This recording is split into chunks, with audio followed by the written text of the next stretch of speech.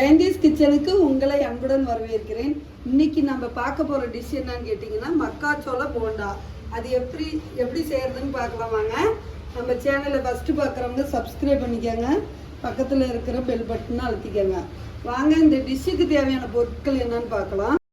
மக்காச்சோளம் 1/4 கிலோ, பச்சரிசி 1 கிலோ நல்லா கழுவி நல்லா காய வச்சு மிக்ஸியில் அரைச்சிட்டு வந்து வச்சுருக்கிறேன். அது 2 கப்பு எடுத்துருக்கிறேன். உப்பு வந்து தேவையான அளவு, சோடாப்பு தேவையான அளவு, ஒரு 1/4 பிஞ்சு அளவு எடுத்துக்கலாம்.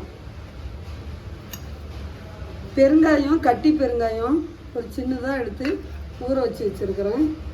கடல மாவு 3 கப்பு எடுத்து வச்சுருக்கிறேன். பெரிய வெங்காயம் சைஸு ஒரு 4 வெங்காயம் கட் பண்ணி வச்சுருக்கிறேன். கருவேப்பிலை, கொத்தமல்லி கொஞ்சம் எடுத்துருக்கிறேன். பச்சை மிளகாய் தேவையான அளவு, காரத்துக்கு தேவையான அளவு எடுத்துக்கலாம். இப்போ எப்படி செய்கிறதுன்னு பார்க்கலாம் வாங்க. இதெல்லாம் கட் பண்ணது எல்லாம் இதில் ஃபஸ்ட்டு பெரிய பவுலில் எடுத்து அதில் போட்டுக்கலாம். கடல மாவு இதில் போட்டுக்கலாம். சோளமும் பச்சரிசி மாவும் அரைச்சது இதில் போட்டுக்கலாம். பெருங்காயம் ஊற வச்சது தண்ணியை மட்டும் ஊற்றிக்கலாம். சோடாப்பூ ஒரு பிஞ்ச் அளவு இதில் போட்டுக்கலாம்.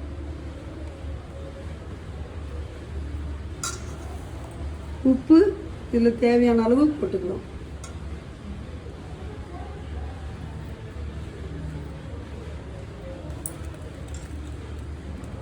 இது வந்து இந்து உப்புங்க, நம்ம சாதா உப்பு வேணாலும் போட்டுக்கலாம். இந்து உப்பு போட்டால் உடம்புக்கு ரொம்ப நல்லது, ரொம்ப டேஸ்ட்டாகவும் இருக்கும். தண்ணி நம்ம தேவையான அளவு ஊற்றிக்கலாம்.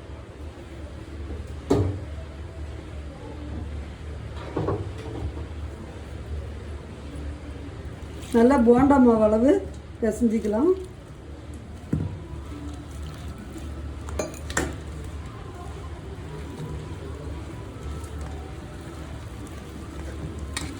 நல்லா சூப்பராக இருக்குங்க.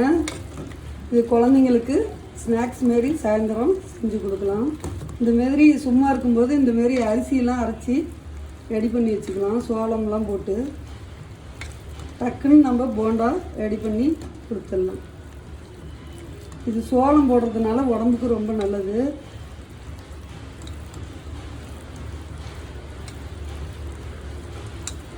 நல்லா போண்டா மாவாலும் பிசைஞ்சாச்சு. இது 1 நிமிஷம் இருக்கட்டும், மூடி போட்டு வச்சிடலாம்.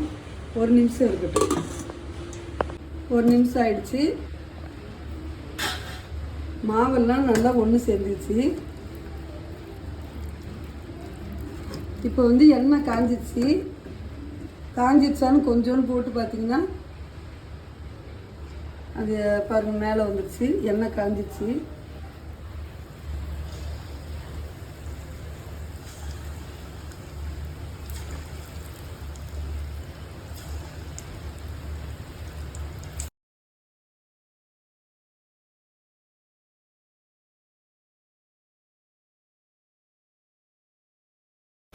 திருப்பி போட்டுடலாம்.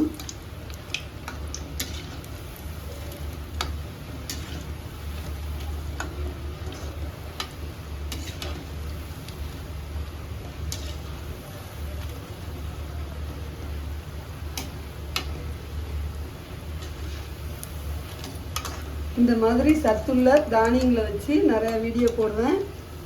நம்ம சேனலை சப்ஸ்கிரைப் பண்ணி வச்சுக்கோங்க. ரெடி ஆகிடுச்சு.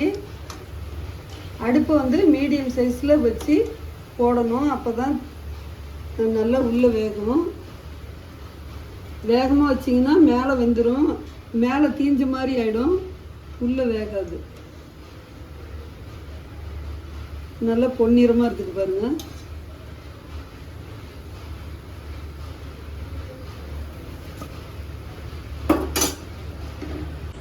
போண்டா சூப்பராக ரெடி ஆகிடுச்சு.